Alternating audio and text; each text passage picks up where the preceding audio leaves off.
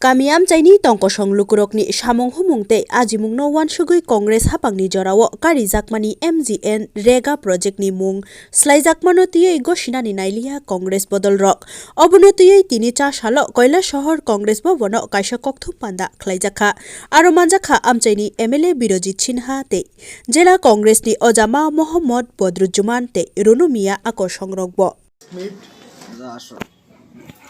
20 তারিখে জেলা কংগ্রেস প্রেসিডেন্ট বদরুজ্জামান বলেছেন এবং আমি বলবো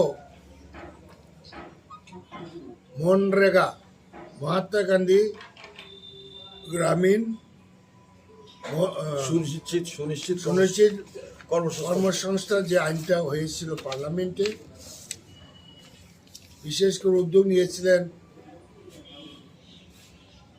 পার্লামেন্টের চেয়ারপারসন ইউপিএ গভর্নমেন্টের শ্রীমতী সোনিয়া গান্ধী তখনকার প্রধানমন্ত্রী ডক্টর মনমোহন সিং যুগান্তকারী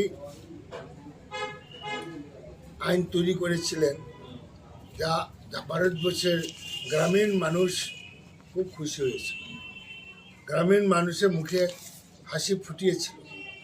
এখন এই একটা যে আইনটা নতুন করে তৈরি করলো জি রামজি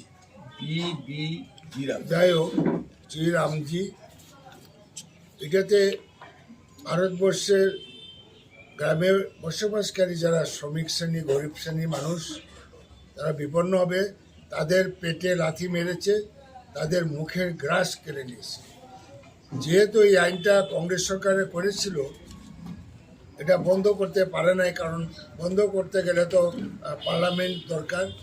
এটাকে নামটা পরিবর্তন করে আরও টাইট করেছে যাতে সাধারণ মানুষ না পায়। এবং এর আগেও এই আইনটা সংশোধন করার আগে যেখানে 100 দিনের কাজ দেওয়ার কথা বৎসরে 30 দিন 40 দিন শ্রমিকরা পেত না।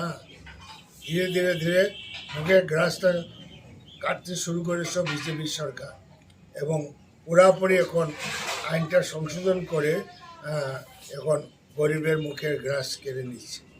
যার ফলে কী হয়েছে, একটা আগে আমাদের সময় দেখেছি একটা গাঁও সভাতে বছরে প্রায় 1-1.5 কোটি 2 কোটি টাকা আসতো। এই টাকাটা গ্রামের মানুষের পকেটে যেত এবং সেখানে কি বলে জীবনযাত্রার মানটাও অনেকটা বেড়ে গেছে এবং ছোটো ছোটো দোকানদার যারা আছে হাট বাজার এটা সাংঘাতিক চলত। এবং আগরতলা কৈলাসহর টাউনে যত ব্যবসায়ী আছে তারা জিজ্ঞেস করলেই বুঝবেন যে ব্যবসা বিক্রি ব্যবসা কেমন, কারণ সাধারণ মানুষের পকেটের টাকা নেই।